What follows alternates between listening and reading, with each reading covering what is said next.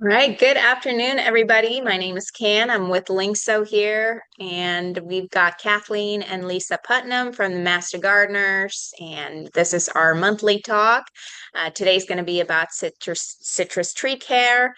As always, please send your questions via chat, and we will address them towards the end of the talk. So we'll welcome Kathleen and Lisa. Take it away. I I'll just say a few words. Kathleen did this presentation, and so I'm just going to be the person on this clicking the slides forward. But Kathleen's a certified arborist and has a degree from City College in horticulture, and a master gardener, and I don't know. Anyway, a professional gardener and tree person. And Okay. Lisa's a UC Master Gardener, UC Composter, and farmer with a degree from UC Davis in agriculture. Okay, take it away, Kathleen. You want me to go to the next slide? Yeah, this is just tree care and maintenance. So citrus trees, as with 99% of all fruit trees, are grafted. So you have the rootstock and the scion, and that's it. That's kind of all you need to know. Okay. All citrus are grafted. Yes. Okay. And this is just a fun fact I came across in my research for this presentation, is that fruit trees or citrus are actually a berry, as are grapes, currants, tomatoes, cucumbers, eggplants, and bananas. But what we call berries, strawberries and raspberries, blackberries, are not. So what defines a berry? A berry is a fleshy fruit without a stone, produced on a single flower. Oh, cool. So like a blueberry is truly a blueberry. Oh, interesting. And a citrus, if each segment in your citrus fruit has a seed. So that's the flower, the ovary, makes it a berry. Okay. Okay. So the first year of planting your citrus is probably the most important, that you do not stress it, because that's when your roots are going to be developing. And if they get stressed by disease, poor watering, lack of sun, you're going to have problems the rest of the life. It kind of stunts the tree, just like if you plant a vegetable incorrectly and it's stressed the first week, usually they don't recover. And it's same with a tree. It's tough for them to recover from that. And what I found interesting about this slide is that the roots extend out 2 to 3 times the canopy. I know this isn't specific to citrus, but it's specific to trees. And so all the feeder roots are in the top 1 to 2 feet. And that's where your soil is alive. That's when you need to keep your soil, that's the Yeah. soil you need to be taking care of. Yeah. And I mean, until not that long ago, they always said water at the drip line, because that's where your tree took up all the water and nutrients. And now they know the feeder roots go far, far beyond what they used to think. Yeah, it's pretty cool. Yeah. Lisa, would you mind just the PowerPoint presentation, the slides? I'm only seeing like a zoomed in version of it. So I'm Uh, not seeing a whole slide. okay. Can you go full screen? I am full screen on mine. Maybe, I can see the whole thing. yeah, on my screen, I'm not seeing the whole presentation or the Uh, entire page. Can you ask the audience if they are? Let me see. yeah. People, if you could see the full screen, if you could let us know in the chat. I could escape, but Oh, we're getting thumbs up all over. that they can see the whole screen. Yeah. Okay. I think it's okay. I think it might be just your screen. Okay, yeah, I'm recording the screen and I don't see anything on here, so that's why I was wondering, but it very well could be mine. We're getting these from everybody. Okay. I'm going to go ahead and go to the next screen. Okay. Sorry. So this is, if you can see the lighter color there, is the root stock. And the rootstock in California is almost all flying dragon, or UC Davis developed a stock called C35, and it's a trifoliate leaf. If you look down on where it's light colored, there's a branch coming out, and those leaves, there's 3 leaves coming off of it. That's called a trifoliate. And if you see those leaves on your tree, cut them off. That's your rootstock. That's not the variety you want.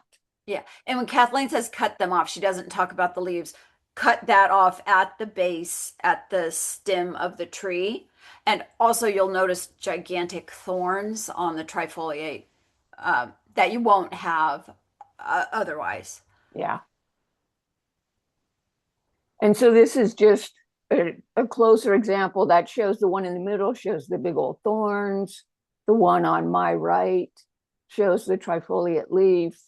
And these are the 2 rootstocks that are most common in California, that you don't want the rootstock to overtake the tree, which it will. I have a garden in Boulder Creek that I manage, and the plum tree, the tree is gone. It's all roots. It's all rootstock. There's like 10 big, giant rootstock branches, and I can't even figure out, well, I could, but it would be more work than I'm willing to do, what is actually the plum that we wanted. So you want to do it as soon as you see them, so that they don't get too big and they don't steal energy from the scion, the variety you've planted. And this is, again, just, you can see the big old thorns on the left. And I mean, they hurt, they'll poke you. They're worse than roses. Yeah, And it's not a fruit you want. Okay. all right. I think that's enough for rootstock. Yeah. Okay. So then we have, during the first 3 or 4 years, your production is going to be pretty light. These are not great examples. The only reason I like these is they show how high they planted it. But you're not going to have great production the first 3 or 4 years, and it's probably not going to taste very good. But this is when your roots are developing. So you kind of need to baby it through that a little bit. Yeah. And I do want to emphasize that because we have a lot of clients and they say, I planted a citrus. It hasn't, it's 3 years old. It hasn't given me any fruit yet, 3 or 4 years old. And really, we just say, be patient. It will. But you don't want to cut this down and plant a new one and then wait another 4 years, because you can get yourself, An endless cycle. Exactly. Okay. So if you're in a coastal location where you don't get a lot of sun in the summer and it doesn't get very warm, plant a Meyer lemon. They don't need a lot of heat. They're delicious. They're expensive at the store, and they'll do fabulous. You can also try a Beer's lime and the mandarin. The smaller the fruit, the more successful it will be. And I think Meyer lemons are wonderful. So just, don't plant a grapefruit if you're on the coast, because you're never going to get a decent tasting grapefruit. Yeah. Grapefruits and pomelos, like Sacramento seems to be pretty good. And of course, Southern California. Yeah. Okay. Sorry, it's really tricky just to go one side. I know. So site selection is very important. And on my next slide, I'll show you that. But you need a minimum of 10 hours of direct sunlight all year long. The more you have, the better. Do we have 10 hours of sun in the winter? No, but you have direct sun. Okay. And do not plant it where it's super windy. Citrus don't like super windy. The leaves will burn in the wind. They don't like windy. And don't plant in the lawn. You can't water it properly when it's planted in the lawn. And again, if you're in a cool summer area, plant on the south side of a dark wall if you can, so it's warmer. That's like every yard has microclimates, and that is your best microclimate. Oh. So this is my Tribota orange that I planted. I actually didn't. My landscapers planted in part shade, and it was infested with scales, aphids, leaf miners, and ants. And I was battling all of them for a while, but after a few months, kind of the light clicked on, and I'm like, this tree just isn't happy. If it was happy, it wouldn't have all these problems. So I cut it down and I planted a buddleia, and voila. And the buddleia is happy with Yeah, no. the buddleias, yeah, it's happy enough. I've actually taken it out too because I want natives, but it was. Yeah, that's pretty funny. Yeah. Oops. And this is my Meyer lemon, and this is 4 years ago. So this is about a 4-year-old tree. And I was already getting good production, but this is in full sun. And it has snails, which in Santa Cruz, it's so moist here, we have snails all year round. And once a snail gets up in your tree, there's only one way to get them out, and that's to hand pick them. And if you have chickens, they love them. If not, just smash them. Okay. Ooh. And this is the exact same tree yesterday. Wow, it looks nice. And you've skirted it up off of the ground. I have skirted it up. I didn't have to, but I do have ants, and it's plus I like to get down under it to get the snails. Yeah, So same tree 4 years later, and it still has snails. it looks great. It Yeah. looks really happy. Yeah, I think it is. And it's full sun. Yeah, yeah. Okay. Oh, Oops. so this was great. This was from Orrin Martin in his fruit tree book, that he gives what citrus heat needs are. And you can see down on the bottom is they need the least heat. And as you move your way up, they need more heat, which the top two surprised me, I have to admit. Yeah. You can see the bottom, Meyer lemon, lemons, Beers lime, kind of all the small stuff. Yeah. So if you know you're in an area where you don't get a lot of heat in the summer, go for the stuff down on the bottom because they need less heat.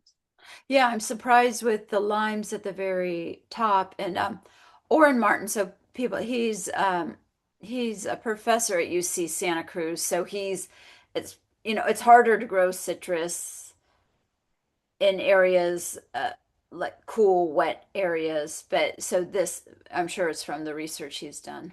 Yeah, yeah. And what was really, and in the United States, we pick our limes green, and they're not ripe. Oh, yeah. Limes actually turn really a beautiful yellow, but I don't know how that started, but we're used to limes not being ripe. Because like you pick a green lime, it's not very juicy. Yeah, no, and then in Mexico, the limes are all yellow, Yeah, because and they we wait. call them limons. Yeah. Yeah. Okay. Okay. And then the opposite of heat is how cold do you get? That's one of the good things about being on the coast is, once every 20 years we get a freeze or a frost. And so this just lists the fruit and how cold they can get before you seriously damage or kill the tree. Yeah. So that's the benefit of being on the coast. Yeah.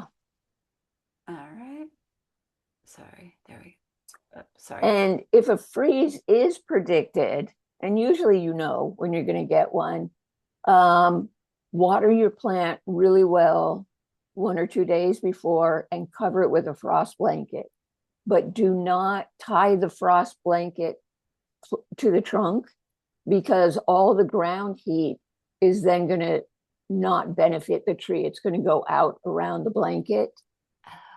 And if you have, it's so hard to get incandescent lights these days, but if you have them, even like Christmas tree lights help to keep it so it's not so cold. And if you do get frost damage, don't prune it off until the spring, because that damage will actually insulate the interior part of the tree until spring, when there's no damage of frost, and then you can prune it off. Okay. Oh, that's a good slide. I didn't realize that. Yep. All right. Thank you. And citrus can be planted indoors or out. In California, I don't know why you'd put it indoors, but if you're somewhere where it freezes, I guess up in the mountains, you could. But again, full sun south facing is ideal. Are you going to talk about how they're planted up on that mound, Kathleen, or is that a different slide later? I don't really get into, well, yeah, I do. Yeah, go ahead. Go ahead to the next slide. Yeah, Oops, sorry. here we go. So planting a citrus tree, your hole should be twice as wide as the root ball and not very deep. You want the top inch or so of the root flare to be above ground. And with any evergreen, actually, yeah, mostly evergreens, you want to wash the soil off the roots because chances are it's buried. When you buy a 5-gallon pot citrus tree, you're probably at least 6 inches, maybe even more, of soil above the roots. So you want to hose that off, and then you know where your roots are, and you want your roots to be a little bit above ground level. Then once you've got it in the ground, put native soil around on the roots, and then compost, and then cover crop seeds, and then mulch, and you're good to go. Oh, and don't put the compost and the mulch right up against the trunk because you'll get rot.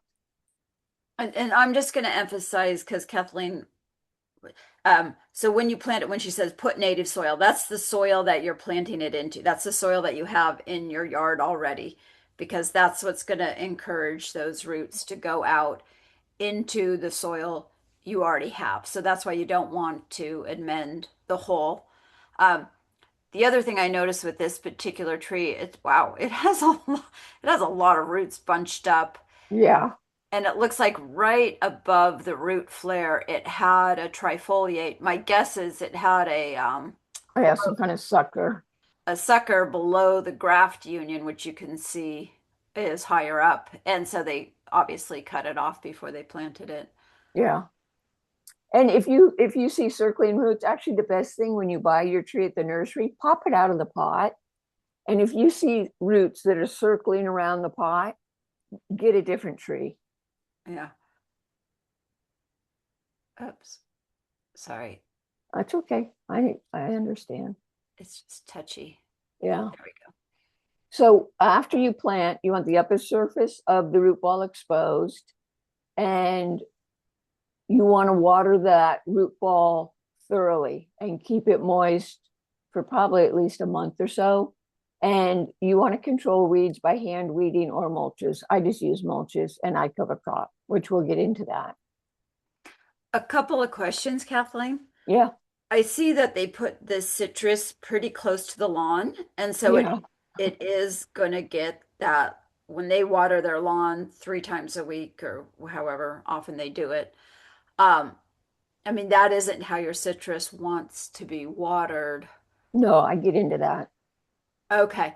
And then also I noticed that they're watering all the leaves of the citrus and instead of down at the base of the tree. Yeah, no, that's a really good point. That's not how you want to water. Although citrus every once in a while, and probably more often in the summer, I will hose off my citrus because they get dirty. The leaves get dirty, and citrus are from the tropics. They don't mind the leaves being moist. Okay. It does encourage snails, though. So there's that. Okay. So if you're watering by hand, you might do every other or something, water Yeah. twice soil level, and then every third watering, you'd go ahead and water off the leaves. Yeah, I mean, I hose mine off maybe twice a summer. I mean, I don't do it a lot. I just, if it's starting to look kind of grimy, I'll hose it off. Okay. Just so it can photosynthesize better. Exactly. All right. So timely irrigation is essential. Drought can be a common problem with citrus, but I used to work in a retail nursery, and I saw more problems of overwatering than underwatering. Right now, I just checked my irrigation schedule this morning. I am watering all of my fruit trees for 25 minutes every 5 days. And what I used to say to customers is, you're loving your tree to death. is their tree didn't look good, so they'd water it. And then 2 days later, it didn't look good, so they'd water it. They're drowning their trees. Plants need oxygen as much as they need water. And if they're sitting in water, they're not getting oxygen. And you're also killing your soil. So they don't need as much water as you think. And I mean, 25 minutes every 5 days is not a lot of water. So I'm a little surprised at that. I would have thought you would have done like an hour every 10 days. Yeah, and I mean that's an option. I have some younger trees I just planted this winter, and everybody's on the same valve. Okay. So I'm trying to juggle two things, like mature trees and brand new trees, and I landed on 25 minutes every 5 days, but an hour once every 10 days would be totally good too. Okay. And again, this is mature fruit trees. Well, in my case, it's not mature, but it's, when your tree is a month old, you're probably going to want to water it every 3 days for 10 minutes. And it's probably about that. Okay, and this is why I said you don't want to plant in your lawn, because your lawn irrigation is above ground. And that water is going to come in contact with the trunk, which is your root stock. And it's also going to, it's almost impossible to not have grass up against the trunk of the tree unless you weed whack it and then you damage it. So the trunk and the bud union should always stay dry.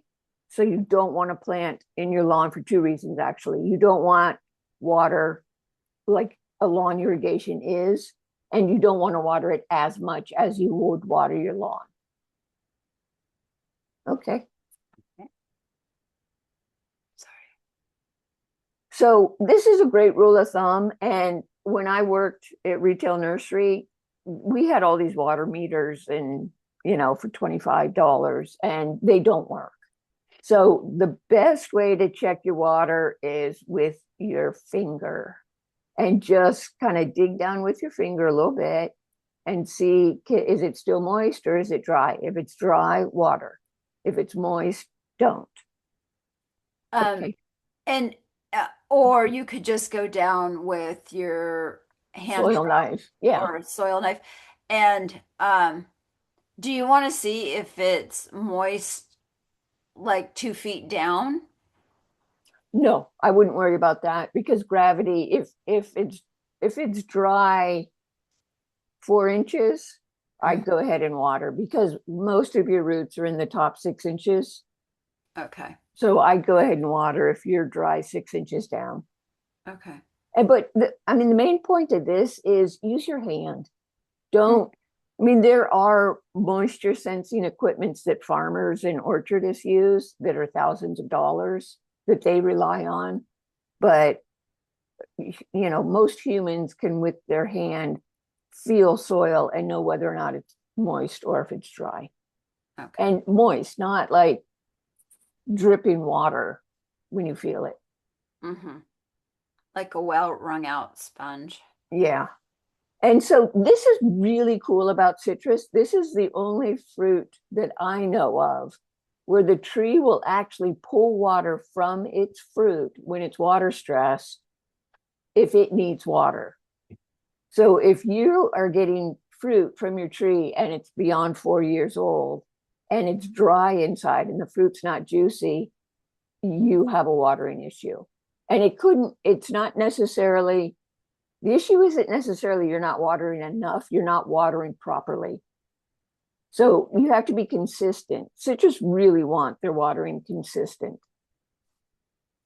Okay. Interesting. Yeah, or they'll pull it from the fruit.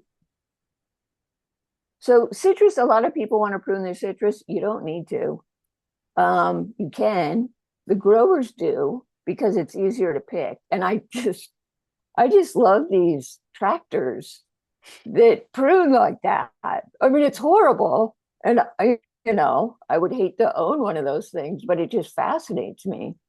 that you can drive this thing, and those are just like spinning blades that are just going to come trim your trees. Yeah. I will say, and I know you get into pruning over the next few slides, but we have a lemon tree. Lemon, like a Meyer lemon's really going to grow more like a big, huge shrub. Yeah. And we can't get into the middle of it anymore because it's so dense and it's also down onto the ground. We don't have an ant problem, so that probably is okay, but it's just so dense that we have to do some pruning on it. And we also have to skirt it up. Yeah. Yeah. Well, I pruned this very nice gentleman in Redwood City who had a Meyer lemon, and it was probably 20 years old. And just by what plants he had growing and then took out, he had this natural entry point into the tree. He hadn't done it, but I thought it was such an excellent idea. I went home and I pruned a tunnel into my Meyer lemon. Yeah. And That's if I actually would, super smart. it was a great idea, but you have to do it all the time, because when you have a vigorous tree and you try to prune a tunnel for yourself, it's going to close that tunnel like within a month. And so my great idea, I'm just not dedicated enough to keep on top of it. But yeah, I mean, citrus can get super dense, like your orange tree at the farm, Lisa. That is just so dense. Yeah. Yeah. It produces a lot of oranges, but it's hard to get into the middle of it. Yeah. And that's where I just put on my rose gloves. I have leather gloves that come, that I use when I'm pruning my roses so I don't get cut up. Yeah. And I just go and harvest with those on. Yeah, that's a good idea. Yeah. Okay. And wear eye protection too, though. I mean, Yeah. if your citrus is that thick that you're kind of trying to reach into the middle of it, make sure you have glasses on. Yeah. That's a good idea. And so, again, the point of this is you always want to cut off suckers because they're the rootstock. Water sprouts are branches that come like a 90-degree angle out of a lateral branch. They have thorns on them, but they don't have trifoliate. I used to say always cut those off. I no longer do, because they will eventually, a year or two, they will bend and they will start producing fruit. And it depends on the vigor of your tree. If you have a super vigorous tree, yeah, cut them out. If you don't have a super vigorous tree, then maybe leave them and let them photosynthesize for you. Yeah, and I think you have a thing on um, oh God, you just said the word. It's not a sucker, but Water sprout. a water sprout. I think you might have a slide on it in a couple of slides. Yeah. And this slide is just to prune properly. You want to make a proper cut just outside of the branch ridge collar. And citrus sunburn very, very easily. They have very thin bark. So after pruning, especially if you prune in the summer when it's a lot of sunlight and direct sunlight, you might need to protect some of those branches from sunburn and just paint them with a latex paint diluted 1-to-1 with water. Yeah. Okay. Okay. And canopy thinning. I see a lot of really overgrown trees, and you just kind of have to do this judiciously. If you can't see dappled sunlight under your tree, which I honestly can't on my Meyer lemon, and I'm leaving it alone, but you might want to thin out some of the center branches. Yeah, I don't know if I've ever seen dappled sunlight from a citrus underneath a citrus tree. Yeah, I've never seen a citrus tree that light. that's thin. Yeah. Yeah. Yeah. Okay. So pruning an overgrown tree is, be careful. Make a good cut, but you don't want to expose any of the branches to direct sunlight. If you do, you're going to need to paint them. And if you do a heavy pruning, you're just going to get water sucker or water sprouts like crazy because the tree's going to react to your pruning. So you're just going to want to do minor pruning, maybe one big cut a season to bring it down to size. And don't do it late in the season because then you're going to get a lot of new growth. And late in the season, I mean like October, November, when we're going to have a freeze within a month or two, because that tender, young, delicious leaves, they're going to be more susceptible to frost damage than a leaf that's been on that tree for several years. Okay, and how to make a good cut. And this is directly from Cass Turnbull. Sorry. That's all right. There we go. So the top one, you're leaving a stub the tree can't heal. The middle one, B, you've cut off the meristem tissue that can heal that cut. And number C is just right. That cut will heal. And she has a book. Is she the author of Grow a Little Fruit Tree? No, she's a different one. She has Guide to Pruning, Grow a Little Fruit Tree. She's more deciduous. Okay. She's over in the East Bay. I can't think of her name right now. Okay. But that's a really good book too. Okay. All right. Okay. And reducing height, it's a little tricky. Take off, maybe one or two tall branches at a time, and it could take you 3 years to bring the tree down to where you want it to be. Okay.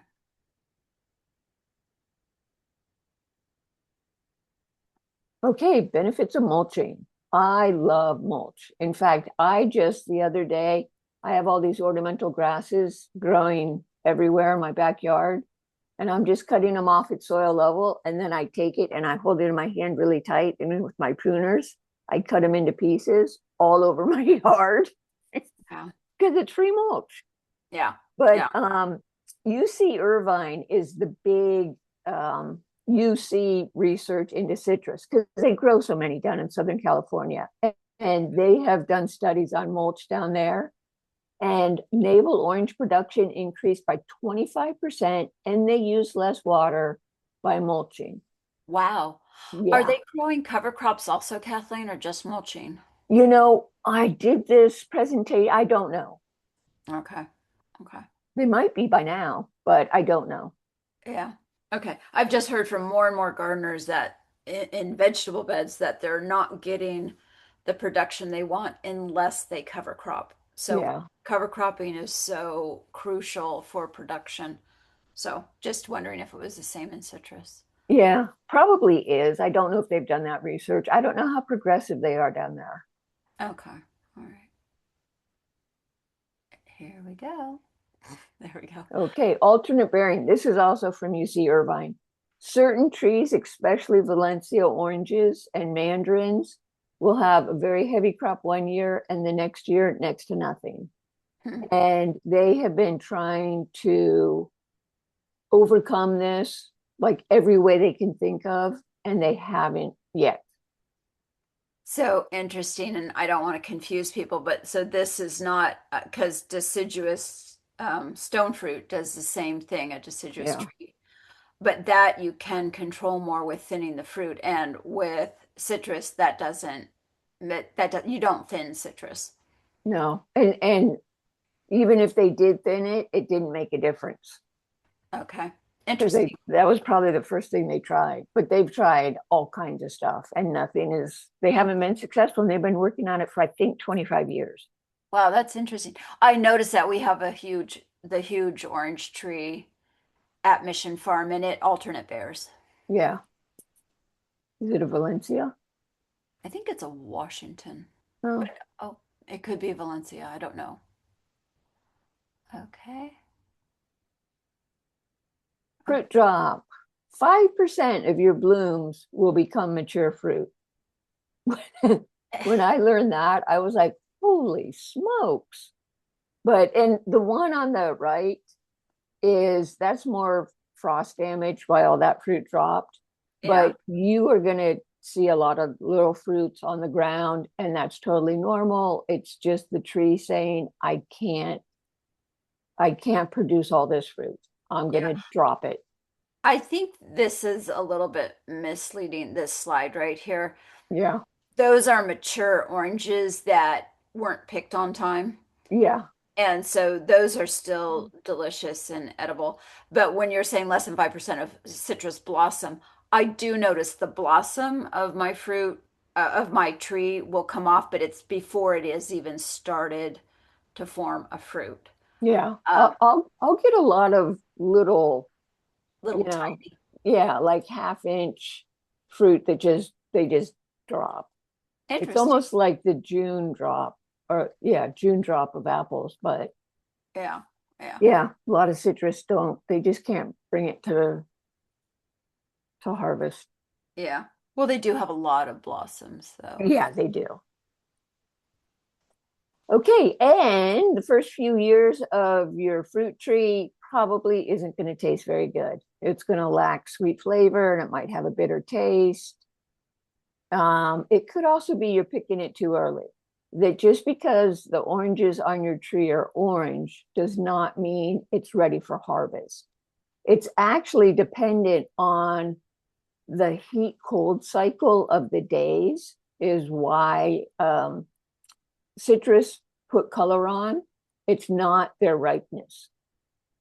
Oh, that's interesting because that happens to us a lot. Like my oranges look like they're completely ripe December or January, but they don't taste good till March, April, Yeah, um, even May. We're still picking them now in May, and they're most delicious right now. They're really sweet and nice. yeah. All right. So yellow leaves in winter. Citrus, because they are a tropical, they're from the tropics. When it gets below 55, their growth rate reduces significantly and their leaves turn yellow. It happens most winters. It doesn't mean you need nitrogen. It doesn't mean anything. It means the temperatures have dropped below 55 and they have stopped growing. And when they're not growing, they're not sending any of the sugars or photosynthetics. They just stop. It's almost like they're deciduous. They go dormant in a way. And how they show their dormancy is their leaves turn yellow. Don't worry about it. Don't fertilize them. They're fine. And will those leaves turn green again once Yes. the temperature goes Yes. above 55? Okay. Yep. All right. So everybody wants to fertilize their citrus, which is, it's fine. You can if you want. Especially when they're young, you might want to. The nitrogen is probably what they're going to need the most because it is water soluble, so it's the most mobile. Follow the directions. And if you have an older tree and the old leaves are yellow, so the leaves lower or inside the tree are yellow, and your new leaves are green, you're probably lacking nitrogen. Okay. Oh, So, since we learned at the beginning that the feeder roots are going out 2 to 3 times beyond the canopy, would you suggest putting the fertilizer? I don't know. I don't know because I haven't fertilized my citrus tree, but I'm assuming this you don't put it in water and then do it. I'm assuming you like sprinkle it on the soil and then water it in. But would you do it then 2 to 3 times the canopy instead of, underneath the canopy? yeah, I would do it where the feeder roots are, especially if it's a mature tree. If it's just a little baby tree, which is, if I was ever going to fertilize a tree that looked like it was struggling, it would be a little baby tree. Uh-huh. I've never seen a mature tree that looks like it's struggling, tell you the truth. Yeah. The only So thing it with would probably closer to, I mean, the roots aren't that far if it's just a young tree. okay. The only thing I'd want to emphasize with a baby tree, because I see this happen a lot where people think a little is good, more is better. Yeah, And I know you said follow the instructions. I don't know if the instructions break it down to a brand well, I do in the next slide. Oh, never mind. Sorry. Okay. So if you have a little baby tree and it's looking like it needs something, 1 tablespoon, only 1 tablespoon of nitrogen 3 times a year per tree. I mean, that is like a pinch of salt. That is such a small amount. And that's the first year. The second year, is 1/4 pound. So that's 4 ounces of nitrogen per tree. So the amount you're going to fertilize is so small that it almost isn't worth buying the box, because the box is probably 5 pounds. And honestly, I have never seen a 4th or 5th year tree that needs nitrogen. Yeah. And when you say nitrogen, are you talking about like that box you just showed, like a 633? Yeah. Okay. Not Yeah. like blood meal or something where it's like pure Well, nitrogen. yeah. I mean, if you're doing pure nitrogen, then do even less. Okay. But it's a very, very small amount. And there's a way to not need to do it at all. Is that what your next slide is? I hope so. If not, I'll go back to that slide. Okay. Sorry. There we go. Okay, so this is it's coming up after this. I love this set of slides. So this is yellowing due to nitrogen deficiency. Okay. This is mottling due to manganese deficiency. This is yellowing due to magnesium deficiency. I know, I love this. This is chlorotic areas because of zinc. Oops, sorry. This is chlorosis because of iron. And it might be your pH. You might have all the nutrients you need in your soil. And one more slide. And even better than trying to be a plant and thinking like a plant and guessing what it needs is plant more plants, because the plants are going to communicate with each other, especially it's actually the fungus in the soil is going to communicate with each other and keep everybody happy and healthy, so they stay happy and healthy.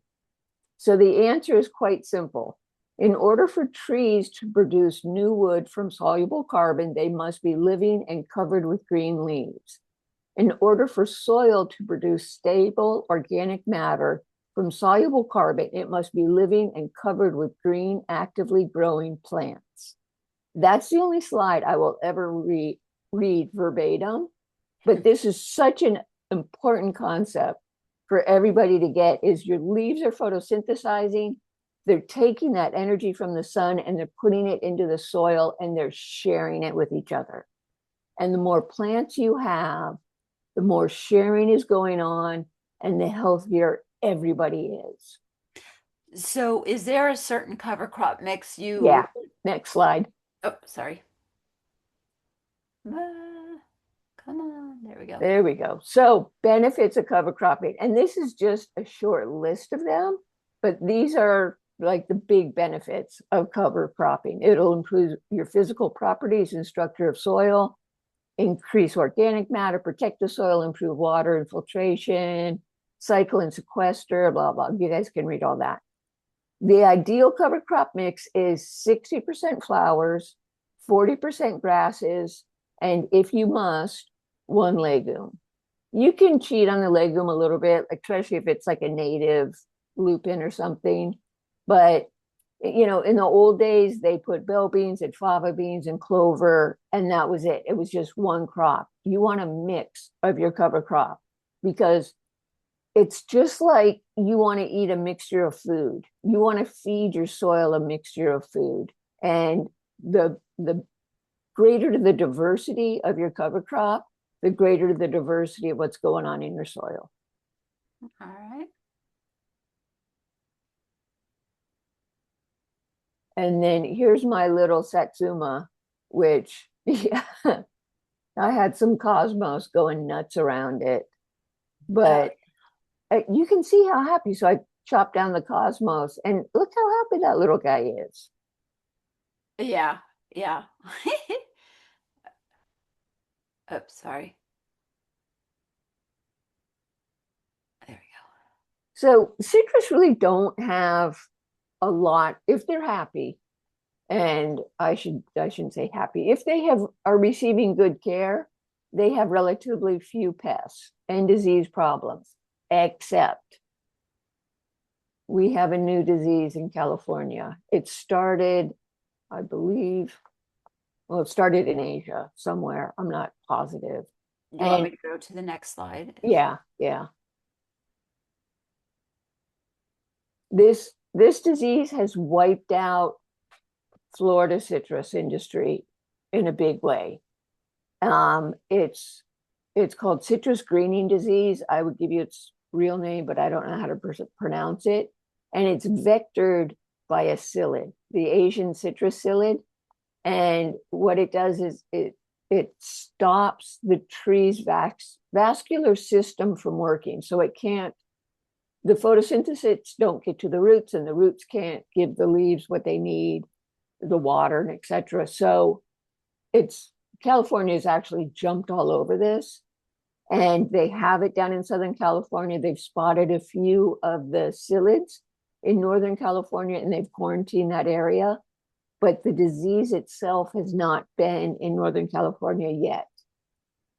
If you're interested in this, or if you think you might have this, that website down at the bottom is a great resource. Plus, I have a phone number and a couple of slides. Kathleen, I thought they found one up here.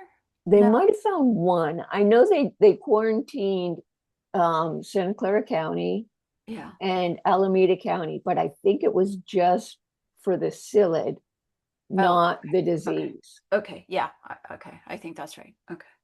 Okay. And then I do a little bit on, and this is the host. Its host is crazy. This is just a short list of host plants that this psyllid will go on to. Oh gosh. I know. Wow. Yeah. All right. Sorry. There we go. And there we go. And if you see this on your citrus, I have an 800 number for you to call. They're very tiny, but they leave that white stringy frass is probably the biggest indicator. And if your leaves are not just curled, but they're like bubbly curled, then you need to call the county. Okay. Yeah, that's just more pictures of it. Sorry. That's okay. Oh gosh. And the little psyllid butts always stick up in the air like that. See underside, if you see that. Yeah. So you can see them with the naked eye. You don't need a loop. Yeah. Okay. But mostly what you're going to see is that frass All right. and the leaves curling and bubbling. And this is where it has been and where it's wiping out citrus production. And they're trying really hard to keep it out of California. And I think I do a bunch of maps. Yeah. Then you can see down in Southern California, it's just crazy. Oh, yeah. So I only see one dot in the Bay Area, but in the Central Valley, they have it. Yeah. Yeah. And in Los Angeles, I mean, it's like solid black. Yeah. Oh, Yeah. okay. Oops. Sorry, you guys. Everything's really. Yeah. They spotted like 3. And I think these are just the psyllids. I don't think it's the actual disease, but I know they quarantined and they took out the trees. Yeah. Okay. More maps. And yeah, more maps. Just, it's very serious. And there's the 800 number, and you guys will get this presentation. But if you do suspect, I mean, they will come out like tomorrow. If you call them and say you think you have the psyllid on your citrus trees, because this is a huge deal. Okay, scale.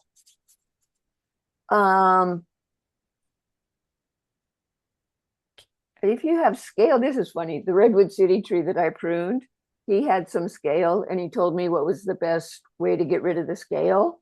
And I said, don't do anything and plant some umbels, because you need the natural enemies. And if you can see down in the picture on the bottom where there's a hole in the top of that scale, Yeah. somebody's laid their egg in it and killed it. Yeah. The other thing with scales, and it's also why I hose my tree off every so often, is if your tree's really dusty, and like the producers, they hose their tree along the roadways. because they get more dust, and then you don't get the predators as well, and then the scales will move in. But like my tree that I took out, it had scale, which caused the ants. It wasn't in a sunny location.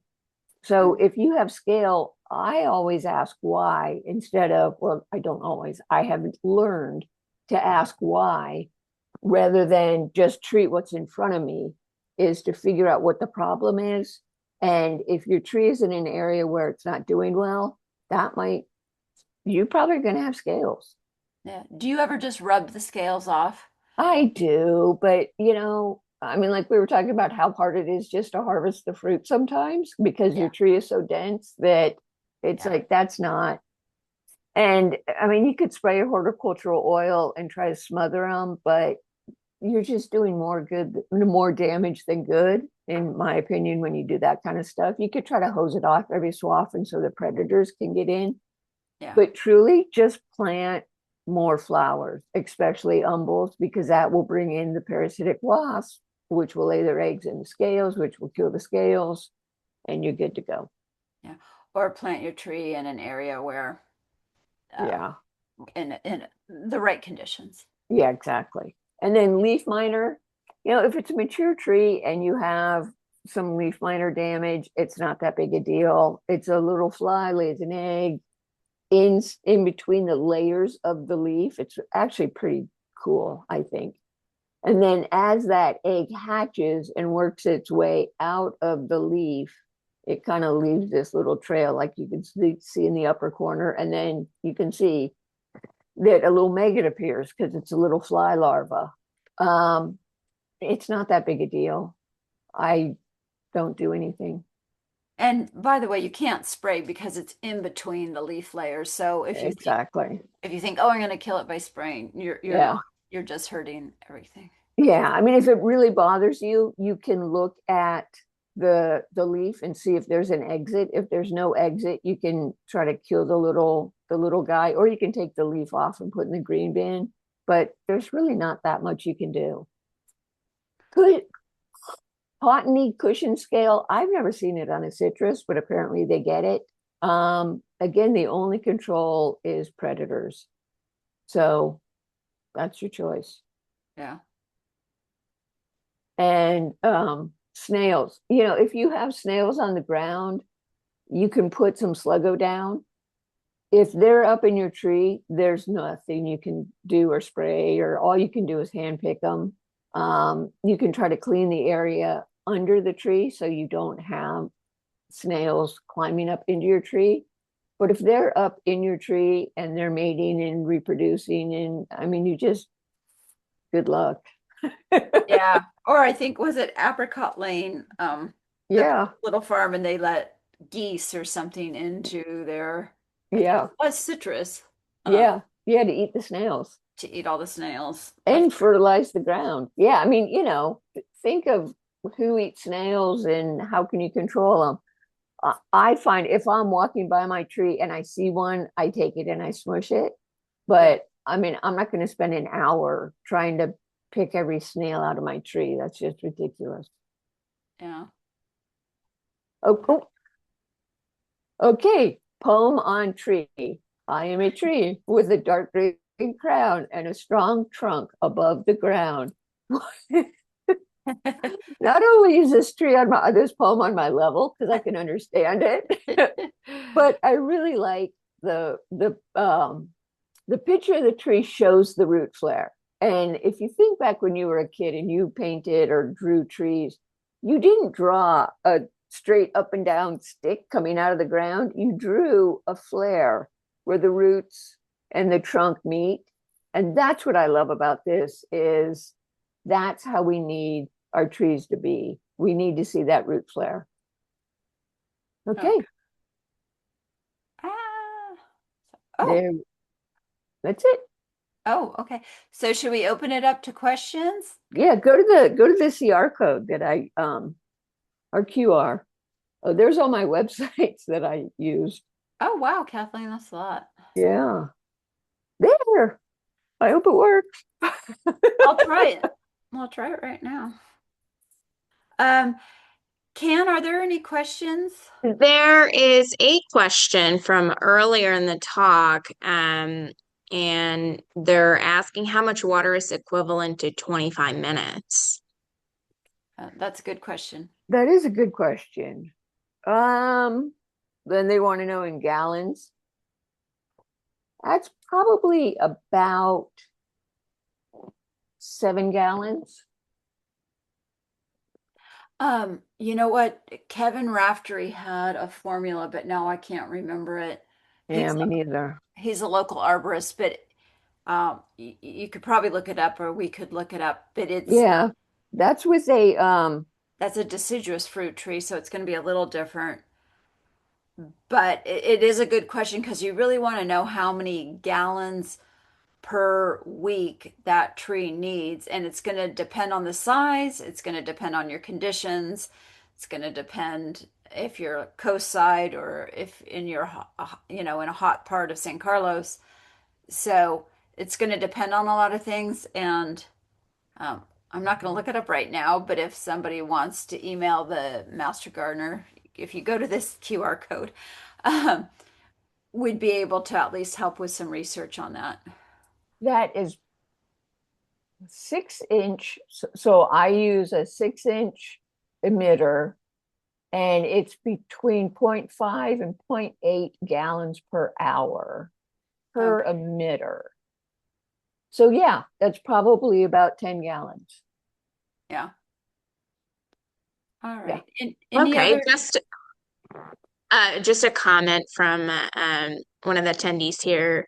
They said that they put a 5-gallon bucket with a small hole out on the bottom towards the tree, and it takes them half an hour to an hour to empty, Okay. once every 7 to 10 days, I guess. That sounds like a perfect way of doing it if you don't have a drip system. Yeah, I would, the only caveat I would say to that is you need to move the bucket around or do several buckets, because you don't want to just water one spot.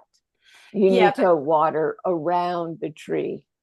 So, yeah. I mean, you could do it at one, put it there once, then move it somewhere else the next time, and then move it somewhere else the next time. So, Or have 4 buckets. yeah, that'd be even better. Yeah. And again, I have very well draining soil. I have been cover cropping for years, so I have really nice soil structure. If you have compacted soil, you're going to want to do less water more slowly. Yeah.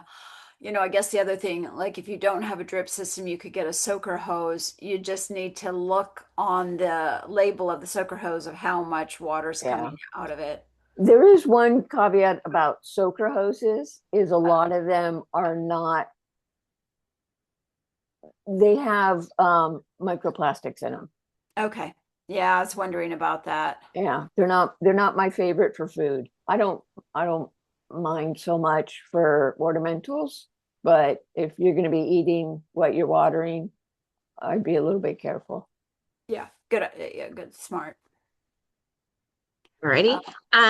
Next question is, do you have any advice to treat an orange tree that's about 50 years old and its leaves are yellow, green, and not true green? Cover Uh, crop.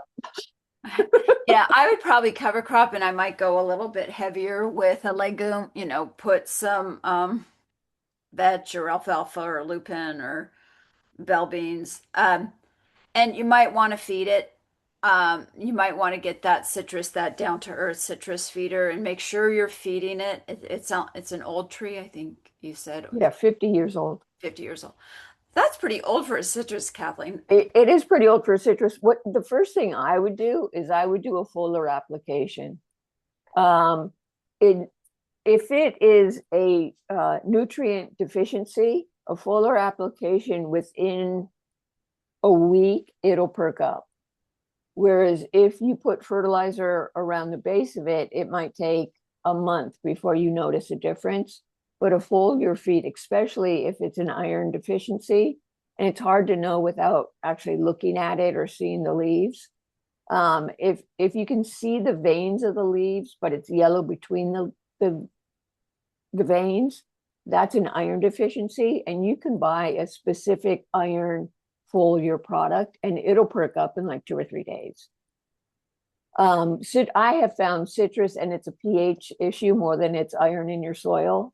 And that's the nice thing about foliar feeding any plant, is it doesn't matter what the pH of your soil is. You're applying that nutrient directly to the leaves so the tree can access them.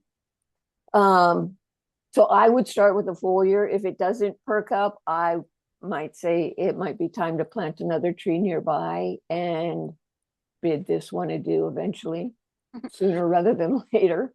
Yeah, so question for you, Kathleen. I know apple trees can keep producing for like 100 years, but a deciduous stone fruit is more like 20 to Yeah. 25. What is the average life of a citrus to continue with production? I'm not positive, but I'm Googling it right now. Okay. See what Gemini says. Exactly. Belinda go, 50 to 100 years with proper care. They're most productive at 20 to 30 years, and Oh. it depends heavily on root health. All right. So, yeah. Okay. Any other questions, Cam? Yes. So, next question is it bad not to harvest all the fruit for the tree and or for the fruit? Nope. No, not at all. Just like it's not bad to leave a dead branch on a tree. It actually helps nature. It helps other creatures in nature use that dead branch. That piece of fruit will eventually drop. If it gets moldy and gross, throw it in the green bin, because you don't want to spread fungus throughout your garden. But no, it doesn't hurt it at all. And if it gets thirsty, it'll take some of the moisture. Question though. So my Meyer lemon, we take off something like 10% of the fruit, starting like maybe let's say a month ago. So we keep having new bloom, usually the new blooms are coming in and you get a kind of all your fruit in wintertime with citrus. Oh, we probably should have said that. They're kind of winter bearing, even though you don't harvest till spring. Um, and so I have old and new fruit together, so I kind of have a continuous supply Yeah. of Meyer lemons. My orange trees, usually by May, I try to get all the fruit off because I just want the energy to go into the production for my next year's crop. Yeah, you're not going to stop the energy from your next year's crop by not harvesting. Okay. All right. It's like, I mean, when they're very tiny, last season I thinned my fruit, my Meyer lemon, Yeah. thinking, yeah, I just had too many last year. It made no difference, Okay. Interesting. which is why I think the alternate bearing didn't work. Yeah. Research that they did.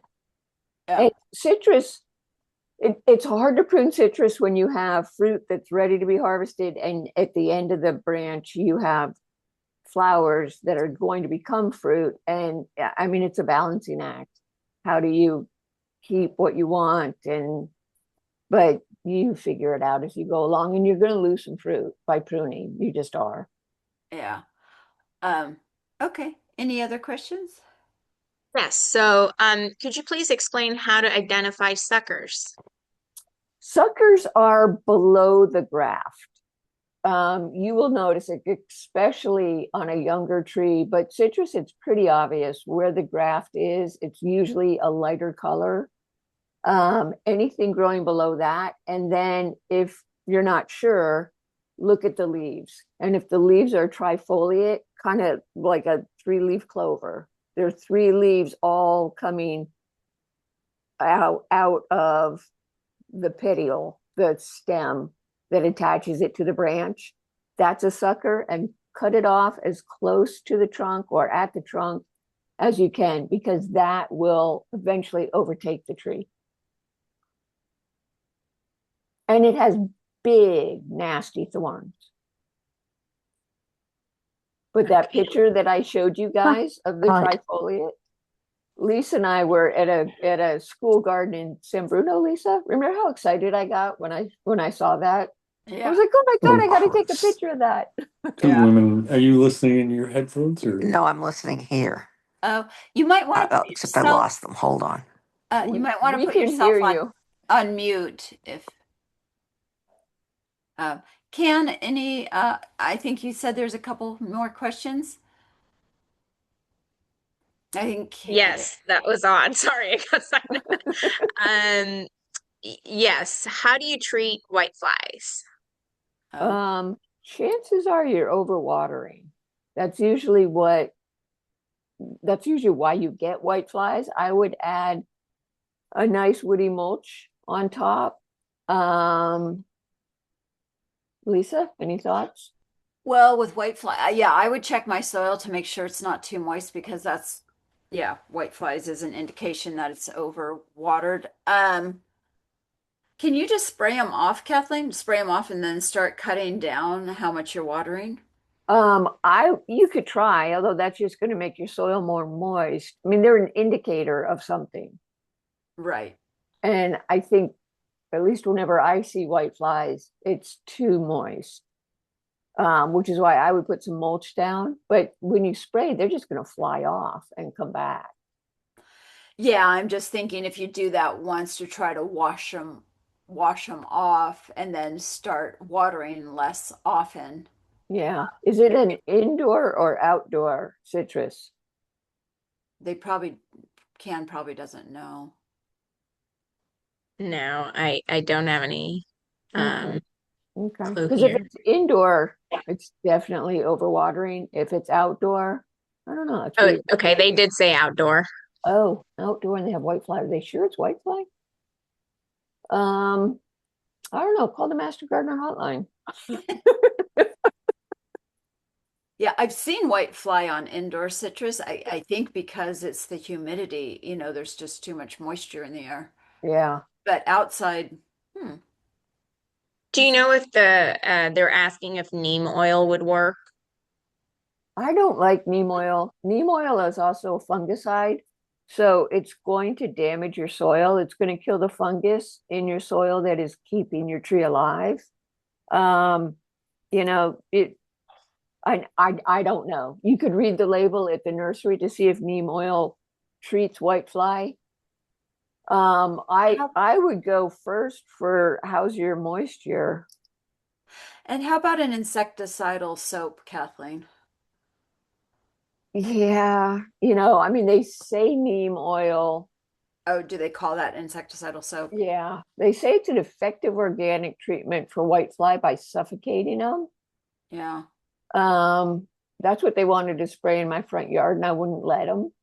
Yeah. The landscapers. I would look more at the reason than treating what's in front of you. It's kind of like I was saying earlier with my citrus that had scale and leaf miner and ants and aphids. It just wasn't in the right location, and that's why it had all those issues. So before I started spraying something or buying products, I would look and see if you can figure out why you have the white flies. Yeah. Alrighty. And if you have that much moisture, throw down some seeds, some cover crop seeds. Yeah. Go ahead, Can. Sorry. That's all right. So the next question is in regards to a blood orange in a container, and they have some curl leaves, but see no pests on the leaves. What could be causing that? I don't know. How are the leaves healthy looking? Or, I mean, just because a leaf is a little bit curled, I wouldn't be that worried. If the tree is doing well, other than some curled leaves, it's I don't know, as I say that, something is sparking in my brain.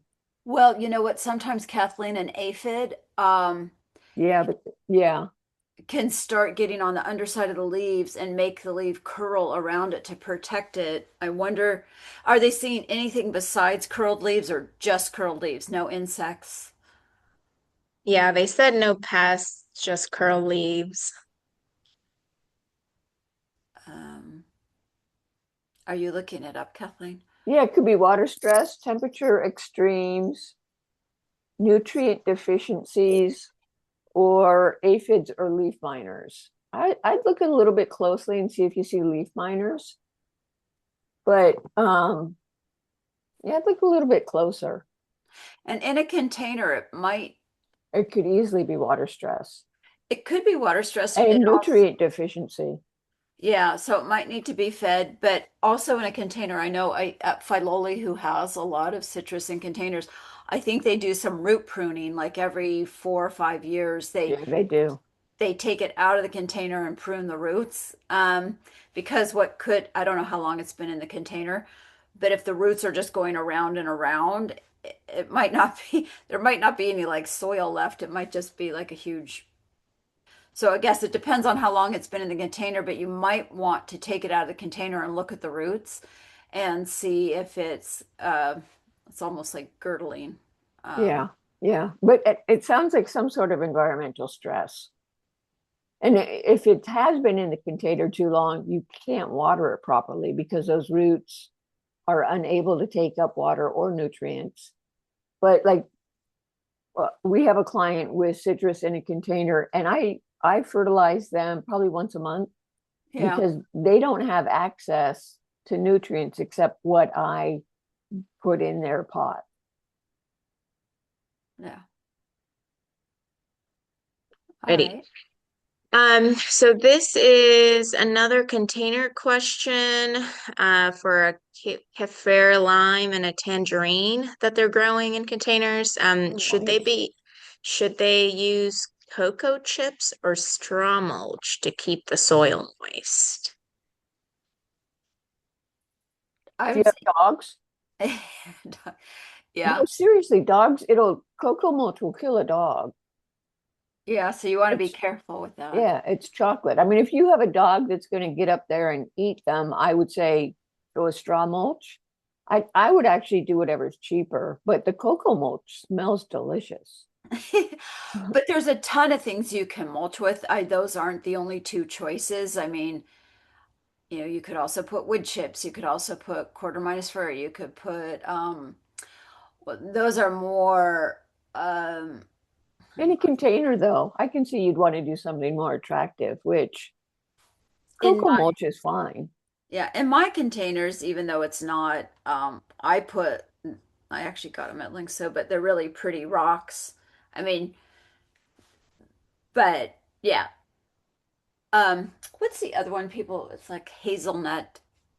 There's other like nutshells that people do use if you do have dogs that you might want to stay away from the cocoa.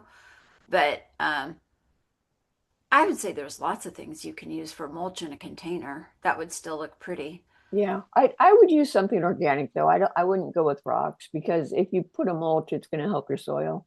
Yeah, and I agree. I agree. But I think even a really fine wood chip would be nice. Yeah.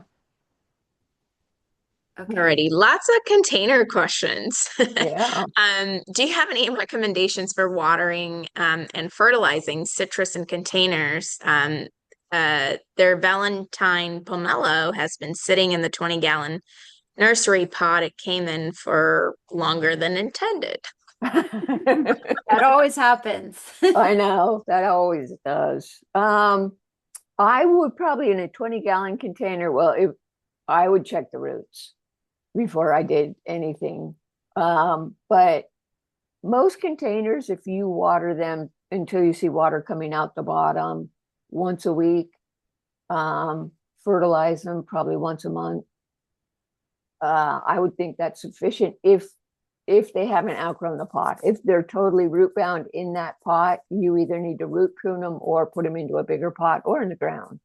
Yeah, or both, root prune them and put them into a bigger pot. And Yeah. you might want to consider like a terracotta pot or something that's going to hold the moisture a little bit better. The plastic, it just runs. The problem is sometimes with plastic, it can run down the sides and out. So you think you're watering, but the soil's not actually getting moist. So you have to, I'd probably bottom water 20-gallon. That's probably pretty big and kind of hard to do. But if you could get it where you bottom water it, You get a big tray. I mean, they make trays for 20-gallon pots. Yeah, you can get a tray. That's a good idea, or even like a little tiny kiddie pool or something, but something so it can wick the moisture up as well as um, just top watering it. Because I've seen plants that are in plastic containers, especially where the water just goes across and then down. All right. One more container question. Is there a minimum size container or certain type of citrus to grow in certain type of containers or size containers? When I used to work in a retail nursery, I said a barrel, half wine barrel. And a Meyer lemon, actually, any of them would be fine in that. And even at that, probably every 10, 15 years, you're going to need to do a root pruning. Filoli has them in really big terracotta containers. Yeah, it's really pretty. Yeah. But I guess the answer to that is the bigger the better, and as big as you can stand it. Yeah. Last question regarding containers. Are there any other special advice for growing in containers? I would say kind of what we covered. Um, Water well, bottom water if you can, fertilize once a month, root prune probably every 4 to 5 years. Um, what else, Kathleen? Use good soil. Yeah. Use it, a good potting mix that you have them in. Yeah, I don't overwater. I see more overwatering than underwatering. Probably once a week, a good soak is all they need. And the cool thing about containers is you can put them on those caster trays and move them so they're always in the sun, which is nice. Yeah, I was thinking about that because a lot of people, I think the reason why they put them in containers is just that reason. They don't have um, a sunny enough spot in their yard or a warm enough spot. It's a lot of work, you have to be home every day and you have to move it, as the sun moves. But Or as the seasons change. I mean, you don't have to do it every day, but put yeah, it in the sunniest spot. And, in the winter, that's going to be different than in the summer. yeah, And I mean, I wouldn't go to that much work to move them every day, but every season you could move them. yeah, yeah. Good point. And if you want to water them, then you can move them close to your soil so you don't have a big mess. Yeah. But horse troughs are also very popular containers now. And if you get a big horse trough, citrus would be totally happy in that. Yeah. And Just make sure you drill holes. Whatever container you have, make sure there's holes in the bottom. yeah. Oh, one other thing, if you're growing in containers, this is an old wives' tale, but people Oh, put yeah. Pebbles. rocks. Yeah. They put rocks or pebbles in the bottom because they think it's going to improve drainage, and it does just the opposite. So you want to make sure the whole profile is soil, and you want to make sure the whole profile is the same soil, that you're not putting one soil and a different soil on top. You want it consistent throughout the entire pot.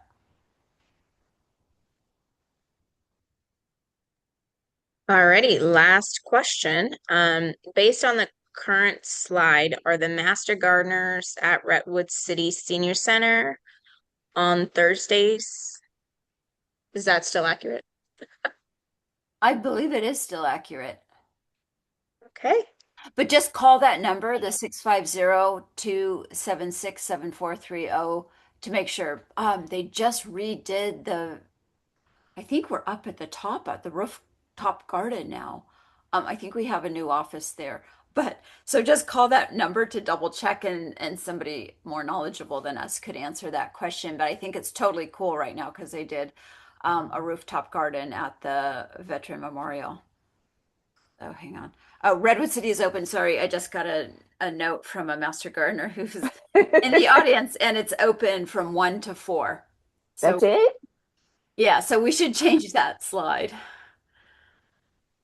But yeah, You're at the new building, right? The Veterans Memorial Building. You're talking about the rooftop one? Yeah. yeah, so it's open from 1 to 4, and it's probably worth going just so you can Did they plant any citrus? That I don't know, but they planted like 500 plants, or they planted like an incredible amount of plants. So sorry about that. We'll update our slide. Oops. Okay, that'll do it. That's all the Alrighty. questions I've got. Okay. Thank you, everybody, for coming. Yeah, thank you, everyone, and thank you, Lisa. Thank you, Kathleen, as always. And Sure, our this pleasure. class will be under Lyngso's community resources page to view tomorrow. So look forward Okay. to that. Thank you, everybody. All right, thank you. Bye-bye. Bye-bye.